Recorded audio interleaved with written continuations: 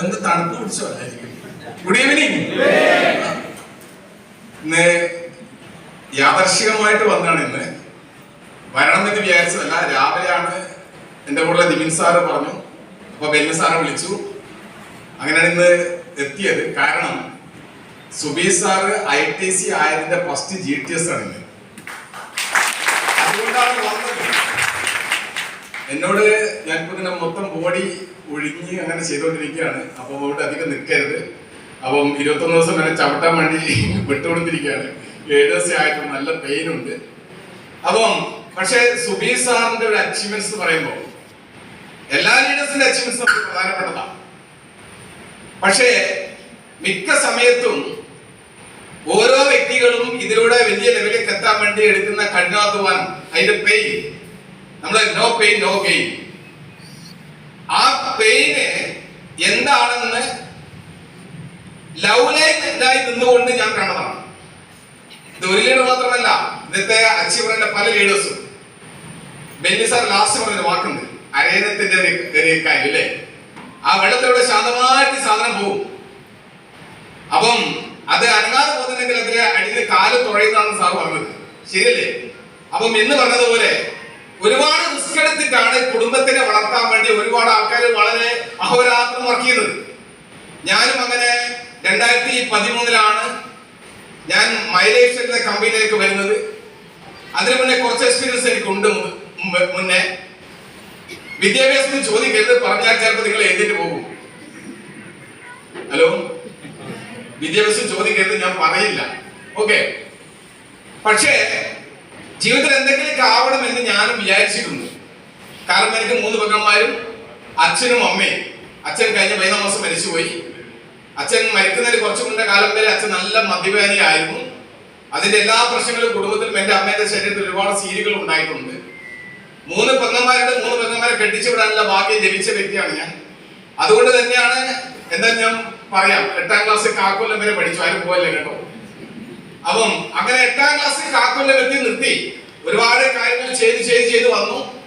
അത്യാവശ്യം നന്നായി കളിച്ചു. ക്രിക്കറ്റ് ആയിരുന്നു എനിക്ക് എന്റെ ജീവിതത്തിൽ ഏറ്റവും വലിയ കാര്യമെന്ന് മനസ്സിലാക്കി. അങ്ങനെ അതിനുവേണ്ടി ഒരുപാട് സമയം ചെലവഴിച്ചു. ലാസ്റ്റ് ഞാൻ വയനാട് ജില്ലാ ടീമിൽ വരെ കളിച്ചു. കണ്ണൂരുകാരനാണ്, പക്ഷെ വയനാട് കളിച്ചു.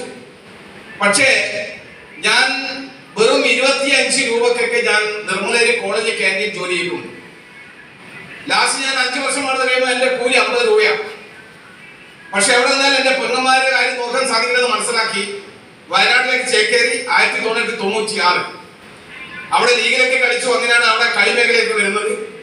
പക്ഷേ അവിടെ എന്റെ അച്ഛനും അമ്മയും കരിങ്കൽ തൊഴിലാളികൾ ആയതുകൊണ്ട് എനിക്ക് അവിടെ കരിങ്കൽ കോറി കിട്ടി. ഒരു കോറി കിട്ടി, നന്നായിട്ട് മാനേജ് ചെയ്തു. അത്യാവശ്യം കുഴപ്പമില്ലാത്ത ലെവലിലേക്ക് എത്തി. 2ാമത്തെ കോറി എടുത്തു. ഞാൻ പുതിയ തിയറി കൊണ്ടുവന്നു. ആ തിയറി കയ്യിലേക്ക് സക്സസ് ആയി. അങ്ങനെ ഒരുപാട് കോറിയിലെ പല പണിക്കാരും മേലോട്ട് വരാൻ തുടങ്ങി. അങ്ങനെ എന്റെ പണിക്കാരെ നിലനിർത്താൻ വേണ്ടി വീണ്ടും 3ാമത്തെ കോറി എടുക്കണം, കരിങ്കൽ കോറി എടുക്കേണ്ടി വന്നു. അങ്ങനെ 3 കോറിയും കോൺട്രാക്ട് വർക്കും കണക്ക് ചെയ്ത 3 ആളും 2005 വരെ ഭയങ്കര രസമായിരുന്നു. ചെറിയ പ്രായത്തിൽ തന്നെ നല്ല മുതലാളിയായി. അതുകൊണ്ട് തന്നെ ഒരുപാട് വിഷമങ്ങൾ ഞാൻ അനുഭവിച്ചിട്ടുണ്ട് കേട്ടോ. നന്നായിട്ട് ആത്മാർത്ഥമായി ചെയ്തപ്പോ വയനാട് ജില്ലയിൽ എന്നെ അറസ്റ്റ് ചെയ്യാൻ വേണ്ടി ഹർത്താലി വരെ ചെയ്തിട്ടുണ്ട്. പക്ഷേ ഒരു കാര്യത്തിൽ നമ്മൾ വിട്ടുകൊടുത്തിട്ടില്ല. വേറെ തെറ്റിയിട്ടല്ല കേട്ടോ. കാരണം നമ്മൾ വളരുമ്പോൾ നമ്മളെ തകർക്കാൻ പല മേഖലയിലും ആൾക്കാരുണ്ടാവും. പക്ഷെ എന്റെ ബിസിനസ് എല്ലാം പൊട്ടി. ആ ബിസിനസ് പൊട്ടക്കാരൻ കുറെ ഗവൺമെന്റ് സ്റ്റേ ചെയ്യുന്ന. അതിനുശേഷം ഞാൻ ഉത്തരമേഖല IC വേണുഗോപാൽ സാർ സ്പെഷ്യൽ ഡ്രൈവറായിട്ട് പോയി. ഒരാളെ കീഴിൽ ആദ്യമായിട്ട് ജോലി ചെയ്യാൻ കേട്ടോ. ഞാനൊരു 6.5 മാസം ചെയ്ത സമയത്ത് നട്ടലിനടുത്ത് ഓപ്പറേഷൻ വന്നു. അതോടുകൂടി ആ പരിപാടിയാണ് നിർത്തി. അതിനുശേഷം ഞാൻ ഒരു ലോറി ഡ്രൈവറായിട്ട് രംഗത്തേക്ക് വരുന്നു. അങ്ങനെ ലോറിയിൽ നിന്ന് ആത്മാർത്ഥമായി വർക്ക് ചെയ്തു. അതിനുശേഷം ഞാൻ ഒരു സ്വന്തം വലിയ വണ്ടി എടുത്തു. അങ്ങനെ ഒരു വണ്ടി എടുത്ത്, 2 എടുത്ത്, 3 എടുത്ത്, 4ാമത്തെ ലോറി എടുത്തു. 5ാമത്തെ വണ്ടിക്ക് ബുക്ക് ചെയ്ത സമയത്താണ് ഈ മേഖലയ്ക്ക് ഞാൻ കടന്നു വരുന്നത്. നാട്ടിലാണ്, കൂത്തുപറമ്പിലാണ് എന്റെ സ്ഥലം. കൂത്തുപറമ്പിൽ തന്നെ ഈ കാര്യങ്ങൾ ചെയ്യുമ്പോൾ നാട്ടിലെ ആൾക്കാർ നല്ല സ്നേഹമുള്ള ആൾക്കാരാണ്. സ്നേഹിച്ചാൽ നക്കിക്കൊല്ലും, തെറ്റിക്കഴിഞ്ഞാൽ കുത്തിക്കൊല്ലും. അങ്ങനെയുള്ളൊരു സ്ഥലമാണ്. പക്ഷേ ഈ ബിസിനസിനെ കുറിച്ച് നന്നായിട്ട് പഠിച്ച് മനസ്സിലാക്കി ചെയ്യാൻ തുടങ്ങിയപ്പം പല ആൾക്കാർ എന്നെ ഭീഷണിപ്പെടുത്തിക്കൊണ്ട് എന്റെ കാല് വരെ കുത്തു എന്ന് പറയുന്നുണ്ട്. മുന്നേ തരികട ചെയ്ത ആൾക്കാരാണ് കാല് കുത്തും എന്ന് പറഞ്ഞു. പക്ഷേ എന്നാൽ ഇത് മുക്തിജനമാക്കി ഞാൻ വിചാരിച്ചു. ആത്മാർത്ഥമായി സത്യസന്ധമായിട്ട് ചെയ്തു. അങ്ങനെ നമ്മൾ പോലും വിചാരിക്കാതെ നമ്മുടെ കൂടെ നമ്മളെക്കാട്ടി കഴിവും വിദ്യാഭ്യാസവും നേരെ സുബി സാറിനെ പോലെ കാണാനുള്ള ചുണ്ടുള്ള ഒരുപാട് ആൾക്കാർ നമ്മുടെ കൂടെ കടന്നു പോകും. അങ്ങനെ ചെറിയ ചെറിയ റാങ്ക് തൊട്ട് തുടങ്ങി കമ്പനി തുടങ്ങി 162ാമത്തെ വീക്ക് ആഴ്ച ആയപ്പോ കേരളത്തിൽ മാത്രം ബിസിനസ് ചെയ്ത് കേരളത്തിലെ ഫസ്റ്റ് 210,000 മേടിക്കുന്ന ആളായിട്ട് മാറാൻ സാധിക്കും. അവിടെ നമ്മളോട് ചില സമയത്ത് 210,000 കിട്ടും, പിന്നെ കുറച്ച് കുറവായിരിക്കും. പക്ഷെ വന്ന് ഒരു ഘട്ടത്തിലെത്തും എല്ലാ ആഴ്ചകളിലും 210,000 കിട്ടാൻ തുടങ്ങി. കുറച്ച് കിട്ടുമ്പോൾ നമുക്ക് കൂടുതൽ കിട്ടാൻ ആഗ്രഹം ഉണ്ടാവും അല്ലേ? പക്ഷേ അവിടെ നിന്ന് വന്ന് രണ്ടാമത്തെ ഐഡിയും അതേപോലെ 2,10,000 മേടിക്കുന്ന ലെവലിലേക്ക് എത്തി. അങ്ങനെ ഇപ്പം ഒരു ഐഡി WTC 35 കോടി മാച്ചിങ് ആണ്. പക്ഷെ ഞാനിപ്പം 61 കോടി മാച്ചിങ് ആളാണ്. ഒരു സെക്കൻഡിൽ 130 കോടി ഉണ്ട്. രണ്ടാമത്തെ ഐഡി ITC കഴിഞ്ഞു. പിന്നെ കമ്പനിയുടെ ഗോൾഡ് എക്സ് റാങ്കിലേക്ക് വന്നു. മാസം ഒരു 35-36 ലക്ഷമൊക്കെ ഒരു മാസം ഞാൻ വായിച്ചിട്ടുണ്ട്.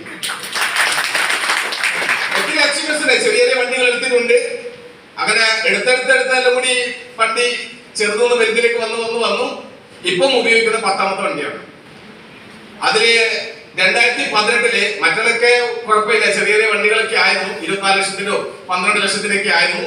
പക്ഷേ 2018 ലാസ്റ്റോട് കൂടി 86 ലക്ഷം രൂപ ജാഗോർ എന്നൊരു വണ്ടി ഞാൻ എടുത്തിട്ടുണ്ട്. അതിനുശേഷം വീണ്ടും അടുത്ത കോവിഡ് സമയത്ത് ഒരു ഇന്നോവ ക്രിസ്റ്റ എടുത്തു. പിന്നെ ഞാൻ ഒരു ബെൻസിന്റെ എസ് ക്ലാസ് ബുക്ക് ചെയ്തായിരുന്നു. അതിന് എന്നെ ഒരു വ്യക്തി സമ്മതിച്ചില്ല.